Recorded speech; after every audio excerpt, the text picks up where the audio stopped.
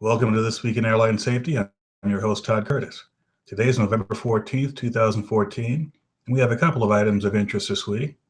The first is a report from the NTSB from earlier this week about the interim findings from the investigation into the loss of Spaceship Two, the crash which occurred on October 31st, 2014. The biggest highlight was that the pilot who survived, Peter Siebold, apparently didn't use his escape hatch. It would appear that Spaceship Two broke up around him after the accidental deployment of the feathering mechanism, and that he had no recollection of either his co-pilot placing the feathering mechanism into the unlock position or the aircraft disintegrating around him. He apparently came to while on the way down, still strapped in the seat. He had a presence of mind to give the chase plane a thumbs up before unbuckling himself from his seat, after which the parachute automatically deployed. As you may know, the feathering mechanism was put into the unlock position while the aircraft was still in thrust mode while passing through about Mach 1. Shortly thereafter, the feathers did deploy and the aircraft Spaceship Two did come apart.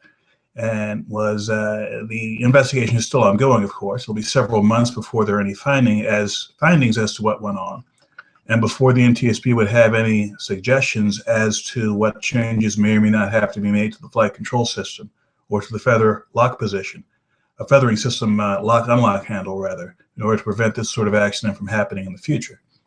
In other news, there was a report a little over a week ago out of New Zealand press where one of the high-level officials from Malaysia Airlines was stating that once the authorities who were running the investigation declare the aircraft lost, they would then be able to disperse payments to the various families of the victims. Various authorities said that the search is still on.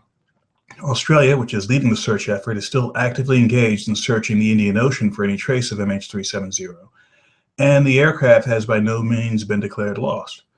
The current search is going to be conducted for at least several more months, and they're going to meticulously go back and forth over a similar patch of ocean as similar to what was searched several months ago.